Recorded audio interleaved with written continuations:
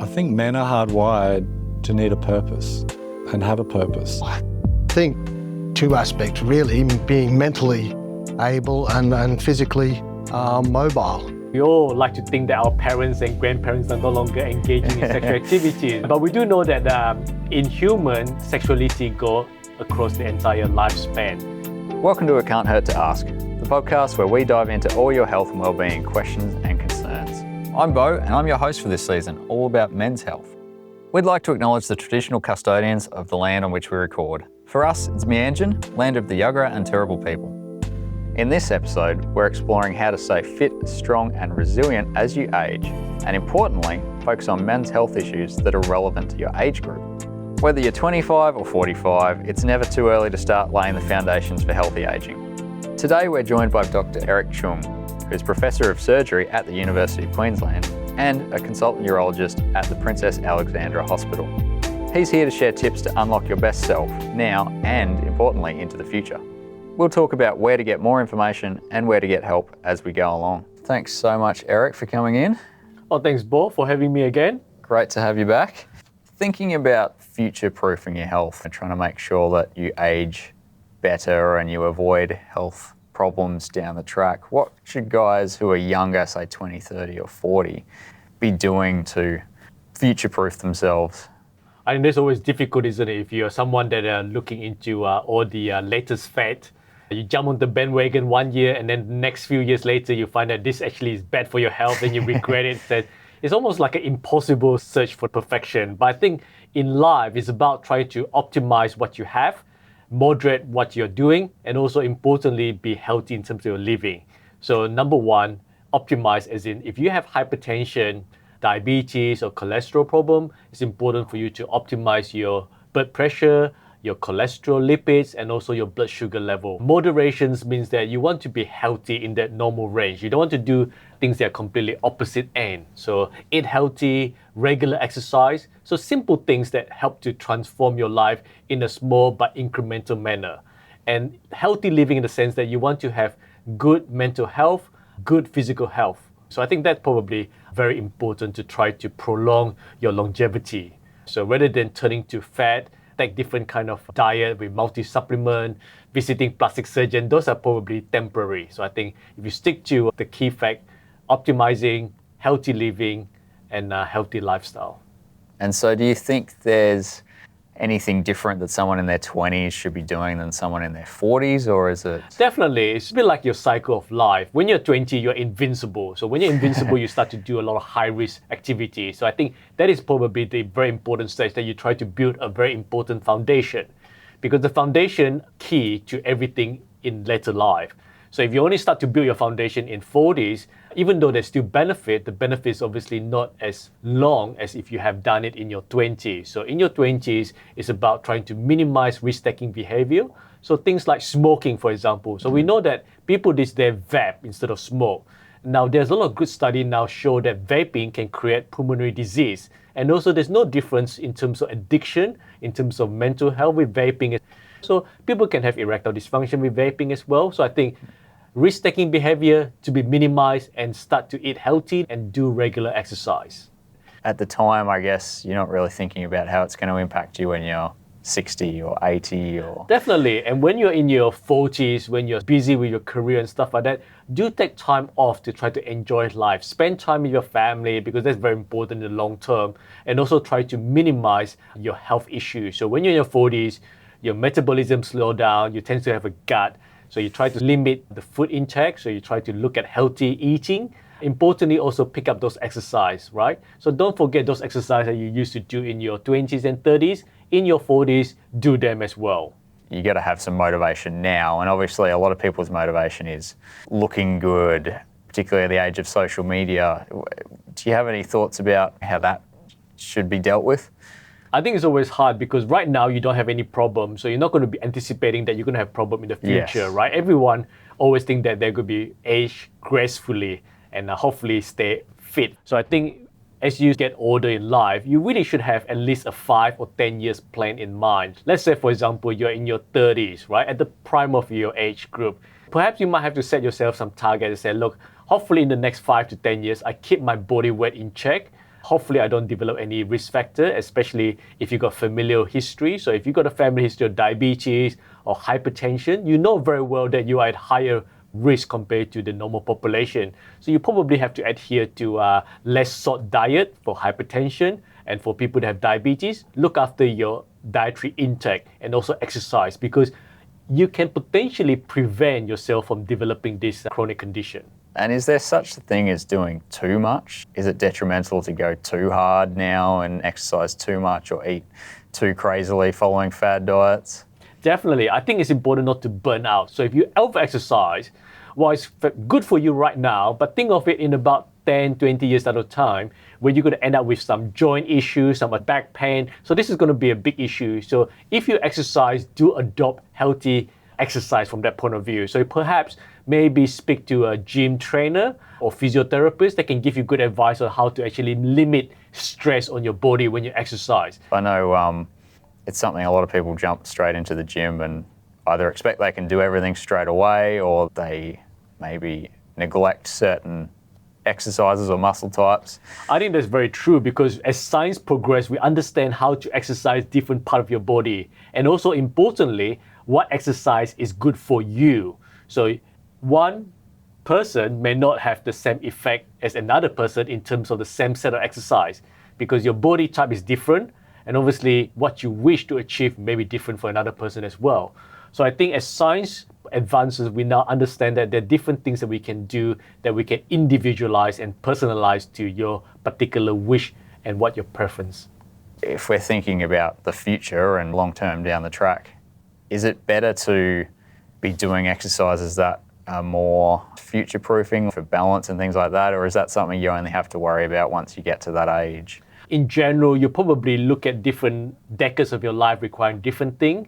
But I think the same thing applies, meaning that you need to have good physical strength, endurance, and also flexibility. You can put emphasis on different things as you get older. So young, you probably look at more mental strength. In the mid part of your life, maybe endurance. As you get older, you want more flexibility because your joint become quite stiff. So therefore, you really need to loosen those joints so you can stay mobile. People don't realize that you might be able to get that in your gym program. You can still be a 20-year-old working out hard, but you could maybe do some different exercises. You could increase your range of motion, do things that might not only actually help you at the time, but benefit you down the track. Well, I think you bring up a very good point, Bo. I think it's about being smart in what you do. Don't forget nutrition as well, right? Because at the end of the day, nutrition fuels the energy for you to exercise. So if you eat well, healthy, and also importantly, in Australia, we have a high risk of problem in terms of skin cancer. So you have to be smart when you exercise to keep that in check as well. And even though we have plenty of sunlight, osteoporosis is still at risk, especially as you get older. So you need to take into account your calcium, your vitamin intake as well. So I think all in all, you probably not just focus on exercise, but focus on every aspect, the healthy living side. Yeah, for sure. I guess talking about eating and stuff, your fad diets, and there's a lot out there, you know, every few years you might find out that something's good when actually it's bad, and vice versa. I think personally there is some truth behind some of the fad diets. There has been good clinical science to prove that in certain conditions, for example, high fat diet may prevent condition, for example, in seizure, in certain type of seizure. So not all kind of seizure, and certainly in some diet that improve your sort of muscle mass for someone that wish to attain certain body appearance for certain activity or certain duration of time. But in general, a lot of these fat diets certainly do come in and out of fashion. So like I mentioned before, 1 year it could be in fashion, and 1 year it could be completely proven to be bad for you. So in life, I tend to adopt a more moderation stance. So be moderate in what you do. Again, you always know that there are certain food that are very good for you, right? So things that are high in omega oil, things that are high in fibers, that's going to help you in the longer term. Yes, there's fad diets, but there's also things that we've always known that are good. Like we've always known that fruit's good, you know. But you have to be careful as well, Bo, because some fruits are high in sugar, right? So if you have diabetes, you shouldn't be eating a lot of fruits that have high in sugar, because they'll be detriment to you as well. So you have to take into account what your body composition is, what are the medical problems you have.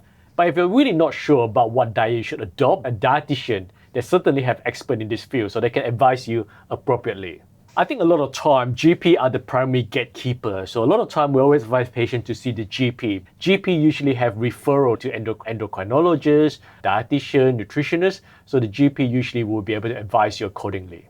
Yeah, true. I suppose that's like how it's great to see an exercise physiologist or someone like that to help you in your training, but you'll need to know if you have any pre-existing conditions that they have to know about so they can advise you. I think a lot of time you do really have to seek more expert opinion if you really want to get into it.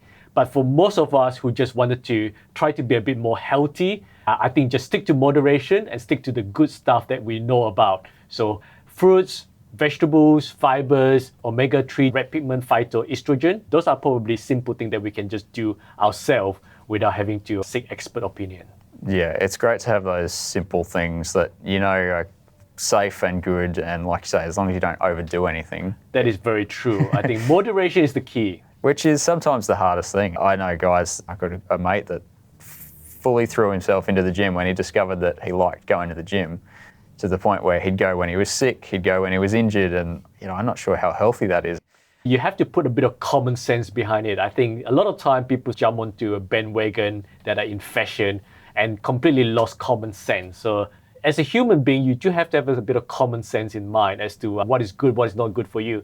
When you're sick, you should probably limit your exercise, right? Your body needs energy, so you cannot consume too much energy at the moment. So when you're sick, rest, take multivitamin, and really get yourself better before you engage onto activities. So I'm not asking the audience and the listener to suddenly jump and subscribe to gym and suddenly change your entire dietary intake. It's about doing tiny step at a time, right? And don't go overboard, because you are trying to play the long game here. So you want to try to adopt a consistent lifestyle that you can keep over the years. So in the long term, your life expectancy and your quality of life is improved.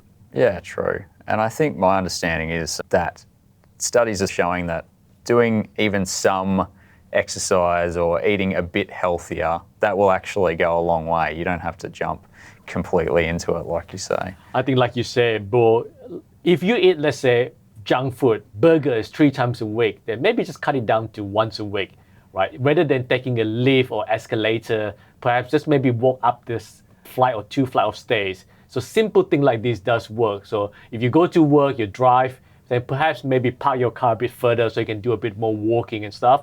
Maybe every now and then when you're not doing anything, pick up a glass of water and drink a glass of water to keep your hydration. And also from a urology point of view, prevent kidney stone, which is something that we see quite often. Yeah, if you think about it, if you do 10 minutes, how on earth is this going to add 5 years of your life? But you got to remember that 10 minutes is an incremental 10 minutes of every day that you're doing. So you are changing things over time. And I guess that habit forming and having good, healthy habits is actually something really important. Yeah, repetition is good, but at the same time, you also need to mix and change to keep things interesting, right? So imagine you do a mundane things every day. How boring your life's going to be, right? So mix and match. And I think that helps prevent things like burnout, like you were talking about. That is very true. Here's an interesting fact for you. Did you know that muscle mass naturally starts declining in your 30s and 40s? This is called sarcopenia, but resistance training can slow or even reverse this process. Regular exercise helps maintain bone density, reduces bone loss, and reduces falls. This all helps to reduce the risk of fractures, so get out there and start moving. Subscribe for more actionable tips to optimize your health by checking out our other episodes and other series in the podcast. So with all that in mind, I think one thing we haven't talked about yet and that I'm curious about is sleep. And that's something that isn't hypey. It's not something you can sell on social media. How important is sleep to us now and into the future? I think that's a very important question. And again, this is a question that is very critical to healthy aging, because we know that when you sleep, it's your body trying to repair. It's a downturn for your body. So your body are on hyperactive mode the whole time, but the moment you shut down, you sleep, your body get a time to then start to repair itself, improve those immunity in the background. But one of the things important about sleep, there are a couple of things that we like to highlight to listeners. So number one is sleep apnea. Sleep apnea is very common, but are yet under-recognized. So unless you have a partner that sleep next to you that tell you that you snore, most of us don't know that we have sleep apnea. And sometimes we thought we had a good sleep, we slept 12 hours, but yet we wake up very tired. And that's probably because we don't sleep properly. So the concept of good sleep doesn't really equate to at least a time, but we do know that if you have 6 to 8 hours a day, there's good sleep. But importantly, we know that you have to go into the deep sleep, the REM sleep. The REM sleep is very important. So if you've got multiple disruption sleep across the night time, then you don't get a good sound sleep. And we also know that a lot of casual workers that work in different times will have very disrupted wake-sleep cycle. So those melatonin released from your brain are not getting you into deep sleep. At the end of the day, it's about having a very restful sleep. I think quality is certainly more important than quantity. So I do advise that you should sleep at least 6 hours a day. And certainly, we do know that from a lot of publication, when you sleep, you want to remove a lot of the stimuli, right? So you want to remove those mobile phone, music, TV play on the background, so at least you can have a good deep sleep. So I think sleep is very important, but again, I'm also guilty of not having enough sleep because life is very busy this day. But if you can, hopefully during the weekend, you can do some catch-up sleep. And also the other thing I like to bring up is that concept of micro sleep. So during the daytime, if you're quite tired, then perhaps have a micro sleep. So maybe even for 5 minutes or 10 minutes, that micro sleep allow you to improve your mental agility, at the same time give you time to recharge the battery. Yeah, think of it like your mobile phone about to run flat. You just plug it into a charger and just charge it for about a good 5 to 10 minutes, and you got enough power reserved to last you for a few more hours. Yeah, just to make it through that next bit. Life is always difficult, especially when you're working, you got a lot of stress, you don't have enough time to spare. Then again, you got your hobby. Some people love watching TikTok. Some people like to read, watch movie. Then you end up eating into your sleep time. When you mention TikTok and stuff like that, that's sleep hygiene. That's, to increase our quality of sleep. Are there things we should be doing and watching out for? I remember reading a few articles about if you have a mobile phone in your room or you have TV in your room, those are actually bad. And if you believe in the concept of feng shui, they said they shouldn't have any sort of strong energy in the room. The room should be very calming, so at least you get a good rest. And how about things, environment, comfort of bed, blackout curtains? Should we be investing in all that sort of thing? I think just invest in a good bed so you can have a good sleep. And then in terms of the rest, it really depends on people. Some people like to have a bit of ambient light. Some people like it completely dark. So I think those are basically individual choices, but having a good bed is very important. This probably sounds like I'm marketing for a mattress company, but the amount of time you actually spend in your bed is quite a lot if you add it up in terms of the percentage of your life. Yeah, your average spends somewhere between 6 to 8. There are a lot of sort of myths that we talk about in terms of going to sleep. For example, should you be drinking a hot milk before you sleep? Should you exercise before you sleep? So there's individual preference from that point of view. Yeah, so you got to find what works for you. So as part of that sleep hygiene and things to do to get good quality sleep, what about alcohol and other substances? Well, that's a very good question because sometimes people can't sleep, they drink alcohol, they can sleep easily, but is that a good quality sleep? And also some people, unfortunately, require sleeping tablets, some kind of sedative to go into good sleep. At the end of the day, by no means I'm the expert in sleep here, so certainly I will refer the listener to talk to the sleep physician for better advice. But I would say to a lot of listeners, sometimes you don't need to have alcohol or sleeping tablet to have a good sleep, but it's about trying to improve your daytime activity so that you get to the point that you are quite tired towards the end of the day so you can have a good sleep. So alcohol or sedative, sleeping tablet, that probably are not good for the long term. But certainly in some cases, people that have sleep disorder, unfortunately, they do require some sleeping tablets. So this is by no means exclusion on alcohol and sleeping tablet. But again, it has to be individualized based on your personal circumstances. Yeah, and I guess it's not something we want as a long-term habit if possible. In an ideal world, if you could get completely clear of any sort of substance before bed, it's going to increase that quality of sleep you're talking about before. It's about improving your quality of life, improving your sleep habit naturally. Talking about alcohol and substances, and referring back to our topic for this episode, how much does alcohol and other substances affect your aging? Should we be worried about the effects 10 minutes into the future as much as 10 years into the future? I think immediately, certainly, intoxication has a bad effect if you're on the extreme of alcohol. Certain drugs are obviously quite bad, but in the long term, it has significant add-on effect down the track. So I think if you suffer from alcohol addiction, or you're taking a lot of sedative drug, or if you are taking recreational drug, this is probably the time to ask yourself, am I doing the right thing for myself in the long term? So I think you really need to perhaps see your GP, seek some kind of medical input to try to at least address some of the underlying issue that perhaps contribute to your dependence on alcohol and substance, because this thing in the long term is bad for you, and also it can cause a very bad adverse outcome. It's important for you to probably address it right now. Just don't be embarrassed about it. It's not uncommon for people to have alcohol issue or substance abuse issue, but do seek help. There are very good strategy that we can implement to try to turn your life around and hopefully lead you to healthy aging. I guess it goes back to what you were saying before, moderation. Sometimes it's tough, and obviously if you have a condition, that's extra tough. But the ideal is to get back into that moderation so you're still enjoying yourself but protecting yourself down the track.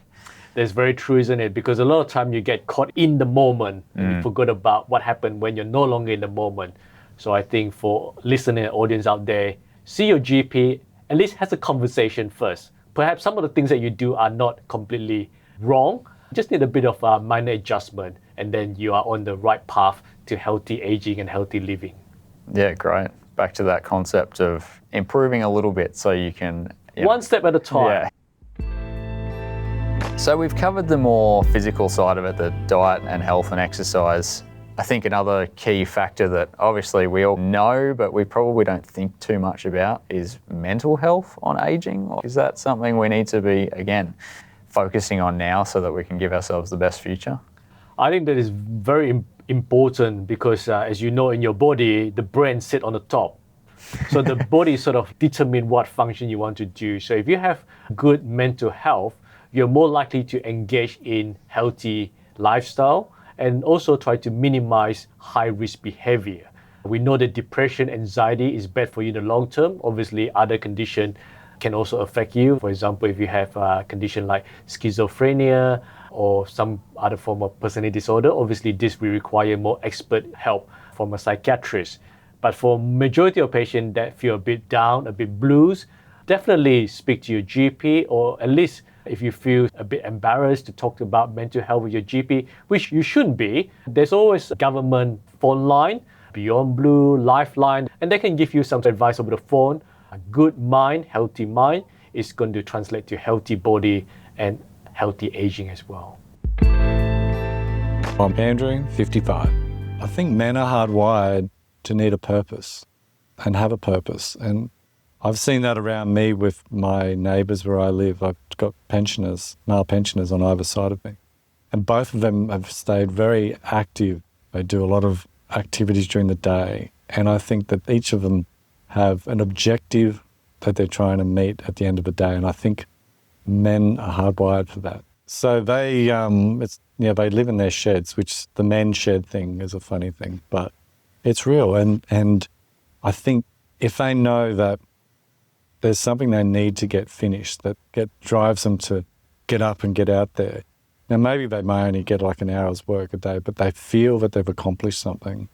And that's where I think why they seem so healthy. We talked with some guests the other week about mental health, and a lot of the advice there was around improving your physical health as well. So it's interesting how connected it is. It's bi-directional, isn't it? Because your brain controls your body function indirectly then contribute back to what your mind is thinking.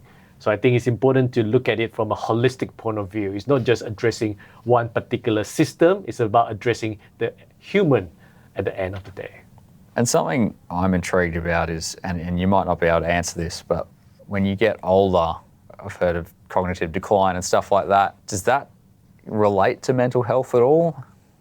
I think it does to a certain degree. Like you said before, if you are more mental agile, you're doing a lot more calculation, a lot of things that require mental function, you're more likely to not end up with cognitive decline. Obviously, we do acknowledge that genetic disease these days, there's certainly familial history, but at least if you can't prevent it, at least try to optimize and minimize the early onset, or at least the immediate decline. So at least you can slow down the progression. But these days, there are medication as well, and also a very specific set of mental exercise they can do to try to improve that part. But certainly from depression, so if you're depressed, you're less likely to want to engage in healthy living, exercise, then you're more likely to go into cognitive decline, more withdrawn from society. So I think mental health is a very important issue, and certainly it not only translates to your cognitive function and also to your body function and also your general health. So things like brain training games and stuff like that, is that the sort of thing we should be looking for, or does anything playing a video game or having a conversation, are these all things we can do? I think anything that stimulates your brain is good from that point of view. So some people like to do Sudoku. We know that children that play a lot of video games have very good hand-eye coordination. So some of these activities do improve certain aspect of your mental health and also your mental agility. So I think anything that you can do to try to stimulate your brain is good. So that's why we always see young baby, you stimulate the brain so that the brain will grow accordingly. So I think simple things that you can do to try to change a few things. Perhaps instead of reaching over to calculator to do some addition, perhaps try to use your mathematical skill to do a bit of addition and subtraction. And that really help you in terms of your brain neural connectivities. Well, that's good news for all the gamers out there. But like you say, moderation, obviously, if you develop a gaming addiction, that's not going to be good for your aging. I think so. So you just mentioned connection, and that was something we talked on our mental health episode about. Can you talk more about the importance of social connection to healthy aging? I believe you're alluding to social interaction or Yes, social activities. Yes, yep. So I think in life, it's important to have a good set of friends that will encourage you, because we all know that through peer pressure, you're more likely to adopt certain behavior.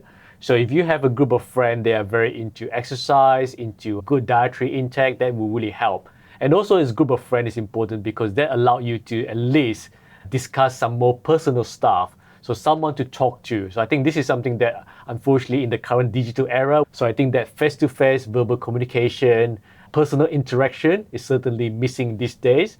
But I think this is something that will add on to you becoming more complete as a human, and also more likely to then enjoy your life. As you enjoy your life, you then more likely to have a better lifestyle and also hopefully a healthy aging as well. And I guess hopefully if you're developing and nurturing those networks, it can help you avoid getting older and being down the track and not having a network, because I've heard that's a problem, particularly for seniors, is social isolation. Yeah, social isolation is very difficult, especially if you're not living in a nursing home. And unfortunately, in life, the realistic thing is that as you get older, some of your friends, family member will pass away. So it's important for you to encourage and actually nurture the relationship with the younger generation. So keep that life cycle going. And hopefully they might help look after you too if you really need it. Definitely. If you get older, you definitely need someone to look after you. Unfortunately, as you get older, you are prone to end up with a bit of breakdown every now and then with different aspects of your life. So having a good social support network is fantastic, rather than depends on the government all the time. So I think if you have a good social network, people that can look after you, people that can at least go and buy some medication for you or buy your grocery, take you out for a walk, talk to you, improve your mental agility, that will really help you to enjoy a good senior life. Hi, I'm Kevin. I'm 62 years old. I did lose my dad half a dozen or so years ago, and my mum 2 years ago. And that kind of brings things into focus a little bit, and so I have been a bit more conscious of it in more recent times. Two aspects, really, being mentally able and physically mobile, which is something that my mum lost late in her life. She was mentally very acute, great acuity, but yeah, she had sort of not kept herself active and became almost immobile and quite prone to falls, which ultimately led to her death. Going back to the topic at hand of healthy aging and trying to future-proof your body and your mind, the topic of chronic conditions, is that something you can actually help prevent developing? Is that something we should be worried about now? I think some chronic diseases are preventable. Some, unfortunately, are non-preventable. For example, if you've got genetic history or family history, at least you can try to optimize and minimize the adverse outcome as a result. So a lot of things that we touched on upon previously is about healthy living. If you smoke, give up smoking, stop vaping, alcohol, moderation, healthy eating, healthy lifestyle, exercise, adopt a more sort of healthy mindset to life as well. When you get to your 30s and 40s, I think this is very important for you to start to engage a good general practitioner, GP, for annual checkup. Australian government, we do have checkup for bowel, PSA screening, and different kind of thing. So it's important for you to see your GP on an annual basis afterwards to make sure that all your health issues are optimized, and also to try to prevent chronic illnesses from emerging. Invest in a simple blood pressure monitor machine. So if you go to pharmacy, you see a blood pressure machine, maybe just do a blood pressure machine, see what's going on. If you've got a strong family history of diabetes, perhaps maybe see your GP, get a urine check, get a blood sugar level, cholesterol, hypertension. These are things that you can prevent. And if you've got a very strong family history, at least you can try to look after it early on, so at least you don't develop significant severe complication down the track. So I think annual screening and annual checkup is very important as you hit middle age. Be proactive about your health, because no one can look after your health better than yourself. So be proactive. That's great advice. And I guess for someone like me who's in my early 30s, not something I've really thought about, to be honest. I think we're all invincible in our 20s and 30s. In the 40s, you start to get a bit of wear and tear. And then morbidity and mortality start to hit you in the 50s. So I think the earlier you can start thinking about it, the better. You don't have to put yourself into it straight away, right? But just minor tweaks. So in your younger age group, perhaps minimize those high-risk behavior, right? In your middle age, perhaps start to really concentrate on how to safeguard it from getting worse. And with the annual checkups and things, that is something you should start earlier rather than later. I think so. I think in general, the earlier you start, the better you are. So for someone with your expertise in urology and sexual health, how about that side of aging? You know, is that something we can be helping with now? Can we do anything now? Well, that's a very good question, because that's a very taboo subject, right? We all like to think that our parents and grandparents are no longer engaging in sexual activities, because remember, just thinking about it like, wow, what's going on here? But we do know that in human, sexuality goes across the entire lifespan. People in their 80s are still sexually active. Be open-minded. Don't be worried that you're in your 70s and 80s to talk about sexual health, because like we covered before, sexual health indirectly is a window to your general health. So if you are someone that's sexually active, it's good for your mind. Your mind got all this endorphin from sexual activities that bring positive energy to you. You're more likely to experience and enjoy life. You're more likely to engage in physical activities, eating healthy, and also have very good supportive partner and also social network from that point of view. So I think it all ties down together. I think that's pretty good motivation for, you know, guys are famously sort of directed by their penises. So if you think maybe down the track when I'm 7 years old, maybe not having that cigarette now will really help me. I think that's true as well. And also another thing that we have to acknowledge, that perhaps as you get older, there may be some issue faced by women. For example, they're going to menopause. Obviously, it's going to be a lot more difficult. So intimacy doesn't have to be about penetrative sex. Intimacy is about sometimes just holding hands, sometimes cuddle. I think that's very important as well. That's really good advice. I think we don't really consider that a lot. Like, I guess you do in a relationship as a couple, but in general, when you're thinking sexual health, it's like, I know my mind just immediately goes to genitals. So I don't know if that says more about me or what, but I think that's important. Like, it's so I think key. that sort of set you up in your mindset now, Bo. So you just start thinking about what your life's going to be in your 70s, your 80s. So I think life changes according to what happened around your life, but don't negate that part of your life. So simple things really can add a lot of happiness to it. So I think happiness is very important. This day we underline and emphasize happiness being an important concept. Yeah, I mean, the happier you are, the longer you live. I don't know if I can say that clinically, if that's proven, but it seems right? That's right. You want to live long, but you want to live a happy life. So I'm afraid we're nearly out of time, which is a shame because I'd love to keep chatting. But I guess to wrap this up nicely, do you have a particular thing that you want people to take away from this episode about healthy aging? Well, I wish I could talk more, isn't it, Bo? Because we cover a lot of things from scientific to simple life advice. So I think from this episode about healthy aging, the take-home message is similar to healthy living. So as you age, if you adopt healthy living, good food, exercise, good mental health, addressing your medical comorbidities, preventing chronic illness from developing, then you're going to have a healthy aging. So healthy living equal to healthy aging. Yep, that's good advice for life. Well, thanks so much for coming in today, Eric. It's great to chat with you again. And I'm so glad you could come and share your expertise once again. Again, thank you very much, Bo, for having me. I love to chat to you more. And I wish the audience learned something new again today. Check out some of our other episodes for more on how to optimise your health. Please subscribe and review. Many thanks to Dr Eric Chung and the team at Metro South Hospital and Health Service. This podcast was produced by Queensland Health.